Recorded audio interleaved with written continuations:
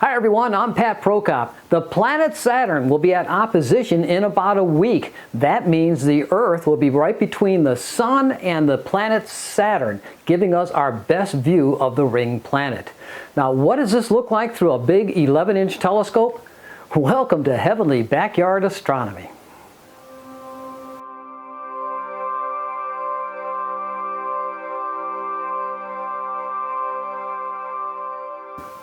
If you like this kind of programming, please subscribe to my channel, Heavenly Backyard Astronomy.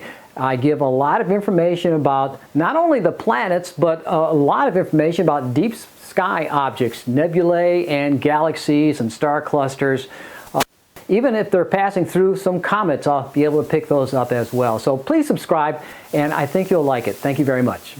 Well, looking at the planet Saturn through the Celestron C11 telescope at f10, it's still a very small feature to look at. So lots of work has to be done to magnify the planet to see some of these pictures like you see over here. To capture the planets, I use several different types of software. Now, the first one is the actual capturing program. That one is called SharpCap Pro. And I use that to capture a movie file, perhaps 5,000 frames. And then from that, I use the next program called AutoStakkert. Now, AutoStakkert will stack those frames in the amount of frames you would like to have it to stack. Say 100% of the frames, not likely, but maybe 50% of the frames, or the best 20% of the frames. That's what it does, and it does a good job at it. And it's free, but it wouldn't hurt to support their ventures. And then another stacking program is called RegiStax. That's another free program. Again, they would like your support, but it does a very fine job. It will stack, but more importantly, it refines the stacked image into crystal clear images at the end. So that's a good one. And then the final one, of course, is Photoshop. I use Photoshop to polish up the final images. So let's get to it. All right, here's the view that I see through the telescope. It's not very big, as you can see. This is with the Celestron 11-inch at f10. And that itty-bitty thing in the middle, that's the planet Saturn. I can zoom in on the digital view here, make it a little bit larger looking. But that's the view right there. We want to make sure I'm in RAW 16. And SER file. Now, I don't want to record this whole picture with all that black, so I'm going to crop this somewhat using the capture area, also known as region of interest, or ROI, excuse me. And there you have the planet Saturn at 320 by 240. And I can zoom in a little bit more. And now, of course, as we zoom in digitally, you're seeing the pixelization. So I'm going to go into the focuser from the CPWI. I can get the automatic focuser on the Celestron. And let's play with the focus, see what happens here. There's the initial value, 25,794. I'm going to save that. So I know that's a pretty good focus there, but let's see if I can get it better. But just in case I can't, I can always go back to that value right there by keying it in. There it is, 74. Now let's see if we can improve the focus here. Good luck. I'm going to increase the time sequence from, what was it, 40 microseconds to, I'm going to go to 75 microseconds. Of course, I'm going to have to lower the gain.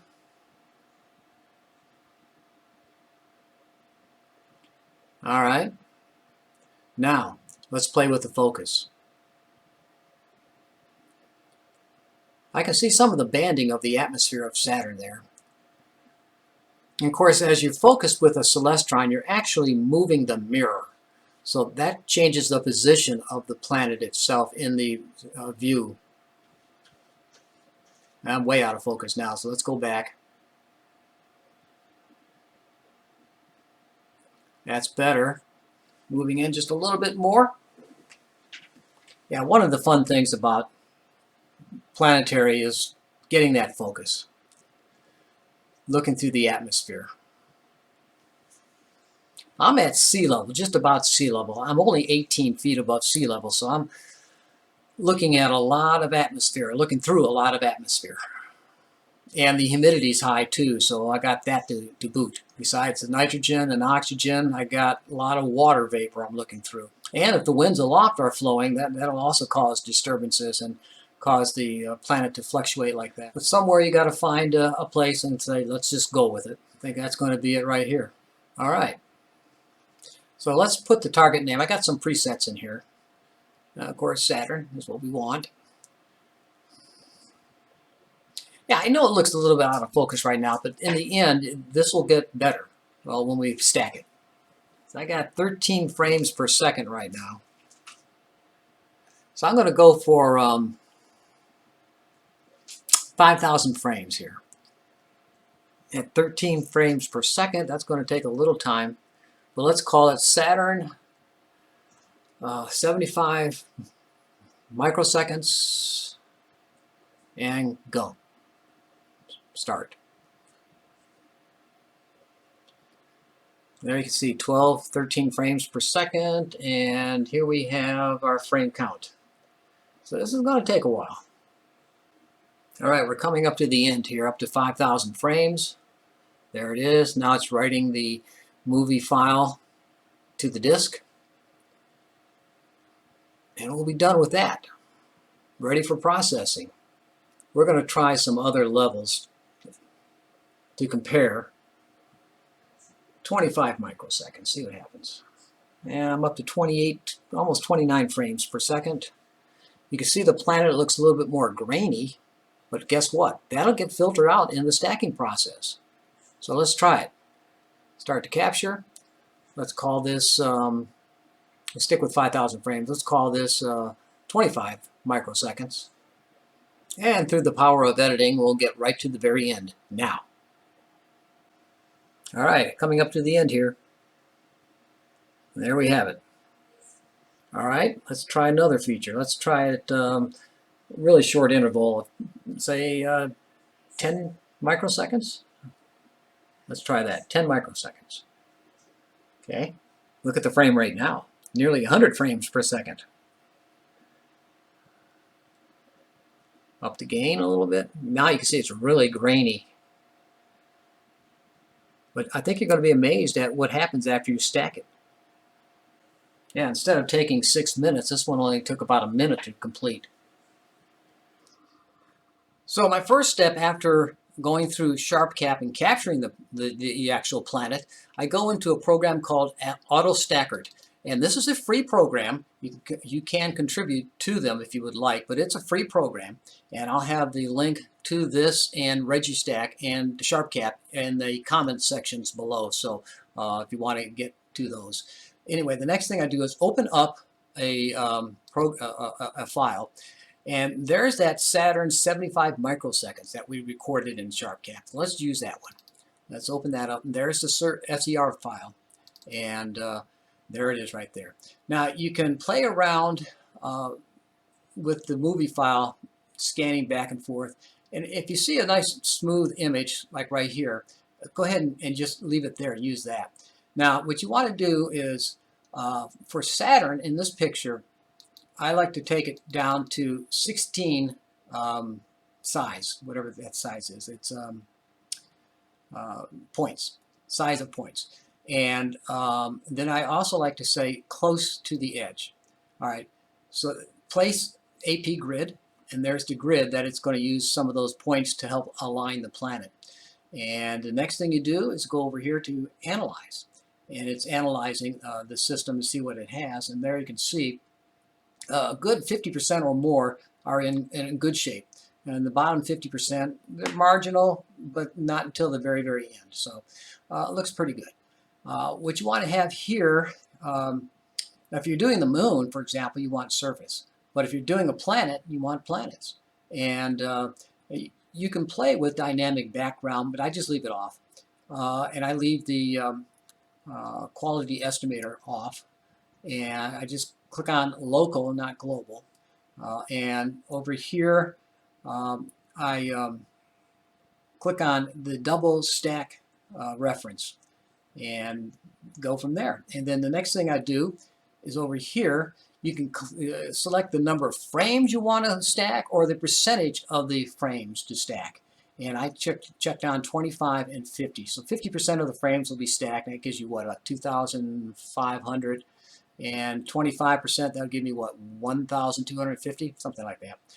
Next thing you go, you can play with this, the drizzling.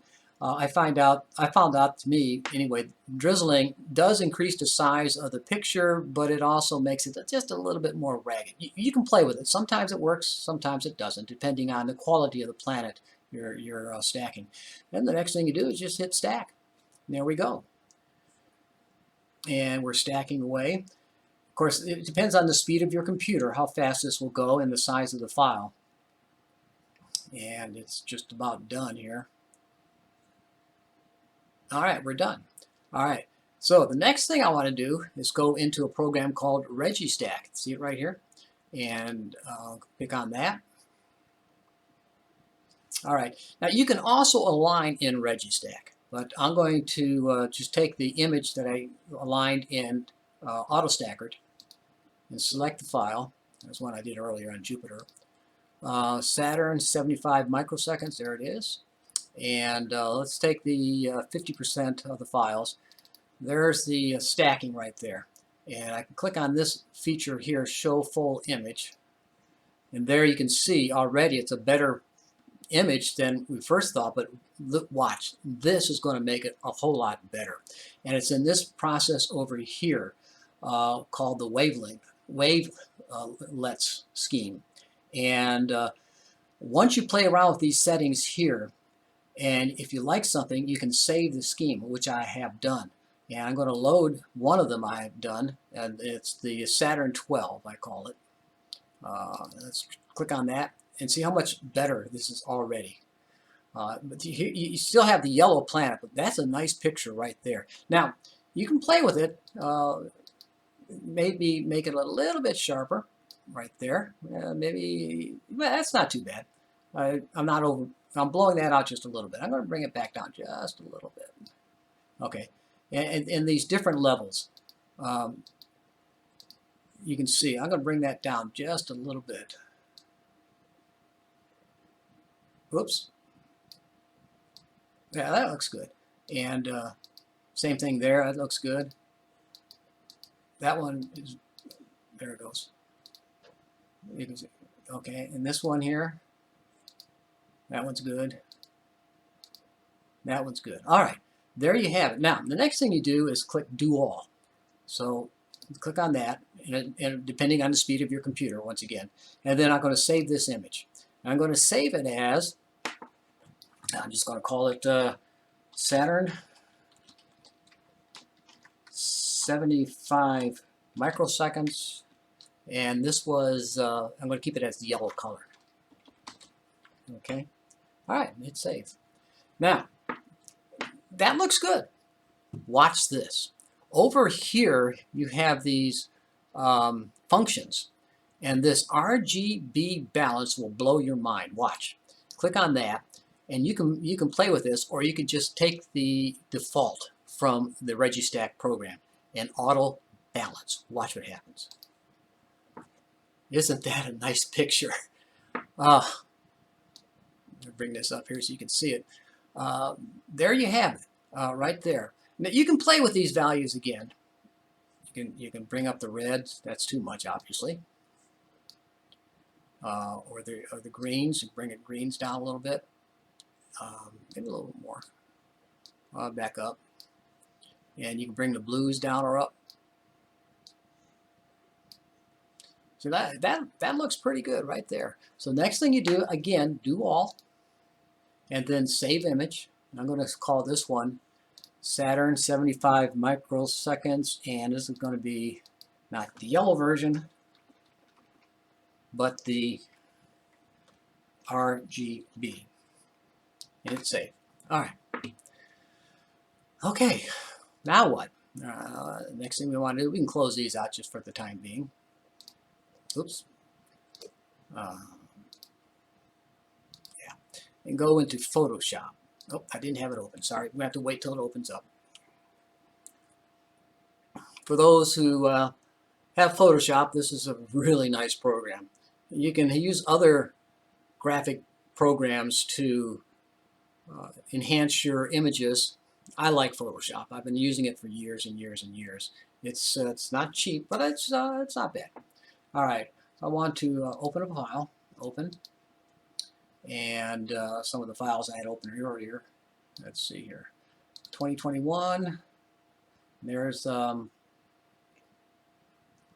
this it here? No, no, that was another one. I'm sorry. It's this file here, folder. There it is. Saturn, it was 75 microseconds. There it is right there. All right. And we did 50. So what I'm going to do is open up both of them. And so you can see what I'm doing here. Open.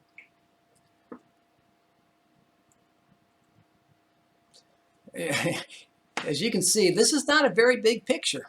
If you look at the image size, it's only what we recorded, 320 by 240 pixels.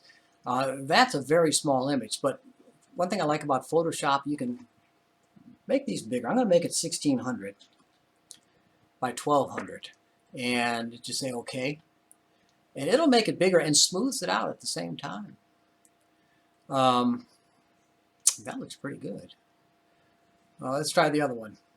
The RGB picture, do the same thing. Image size.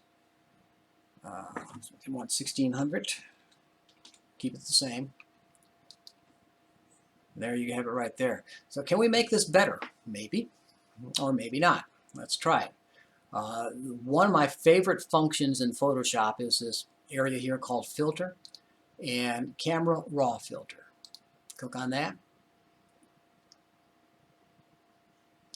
And there you have the information. And I'm going to bring this over so you can see what's going on. You can play with all these values here, and that's what we're going to do. Look at the contrast. That helps a little bit. The highlights. You don't want to blow things out. Shadows. That looks pretty nice. Well, it was kind of like okay the way it was. Wow, look at the rings. Wow. The whites.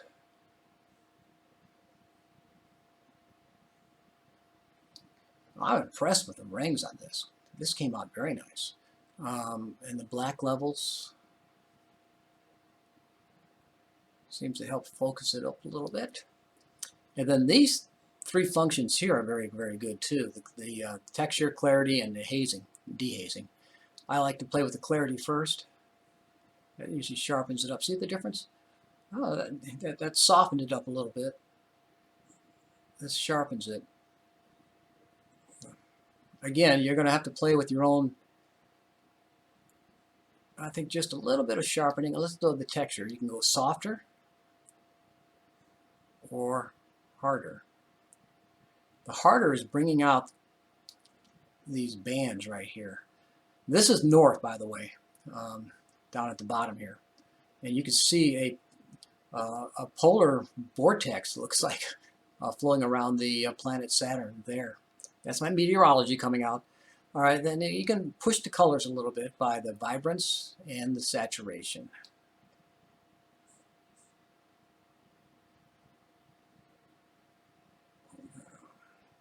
I don't know. Kind of like that soft color brings out that polar vortex. Let's just put these back to where they were. What do you think, right there? Not bad. Okay. And then say OK. Now, let's go to the other image. And I can apply these same settings to this image. Let's see what happens. We can either take it or leave it. Go to Filter, and then the Camera Raw Filter, well, there it is down there. But if you want to use the one that was just used with the same settings, just click on that. And right there, see, it brought that out. A little heavy on the yellow, but you know the planet looks yellow in the sky. Well, we can there's a lot of green here, so we can take out some of that green. So let's go again to Filter, Camera raw filter. There we go. And again, I'm going to move it over so my mug doesn't hide everything on you. Let's go into not the basic functions, but the color mixer. Let's try that. Let's go with the green. Let's just take some of that green out.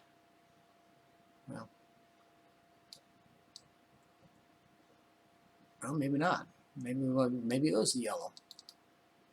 If you double click on these, it goes back to the original. Let's try the yellow. Let's take some of the saturation out of the yellow. I don't know. Maybe not. So you can go crazy and get garbage like that. Let's just go back to where it was. Okay, we got orange. I'm going to show you another tool that Photoshop has. No. Okay, well, we'll just keep it at the defaults here for now. Okay, and just say okay. Now, over here in image, they have adjustments, and you have auto tone, auto contrast, and auto colors. First of all, try auto color. We might like it, we might not. Didn't really change much, just a touch. Let's try auto tone though. That usually does a big change.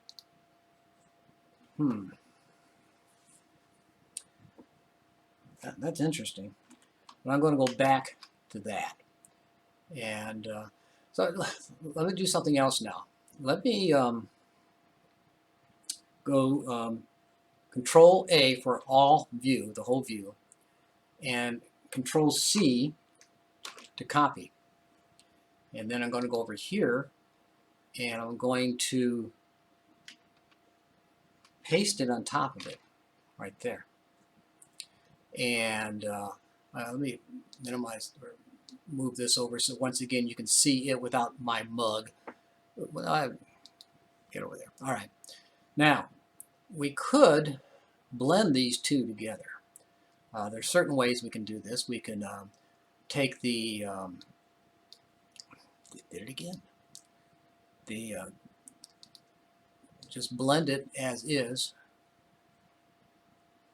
Let's say 50%, and let's see.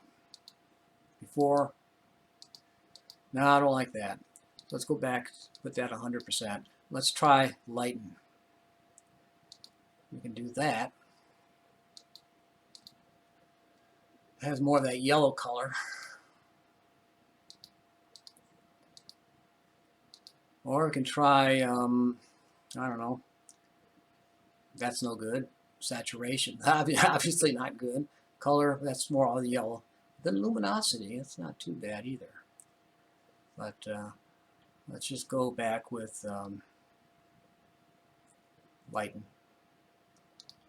Okay, and let's do, again, you can play with these all night long. Whatever. Okay, do you want to keep that? There's not much of a difference there. I'm going to flatten this image. I right mouse button clicked here to give me this menu, and I can just flatten the image. Okay, let's bring this back over here. Let's zoom out a little bit. We're too big here. Oh, that's not bad. What do you think? Okay. Again, you can play with this all you want. Now, what I recommend, if you are going to play with it, is if you got something you kind of like, go ahead and duplicate the layer so that you have a good layer here, and then this is the layer you can play with. Again, left mouse click, excuse me, right mouse click, and it gives you the menu. All right.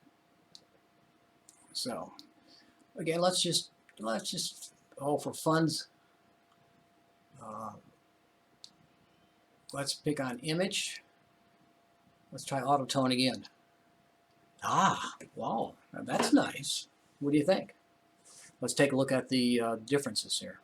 Let's compare now the speeds. I said when I was capturing in SharpCap, I was going to look at the differences. So let's look at the final products at the end here. And all right. So there's the one with 75 microseconds. There's one we used with 25, it should be 25 microseconds, and there's the 10. So you know what? There's not that much of a difference, is there? Again, let's look. Okay. All right, now you have all three.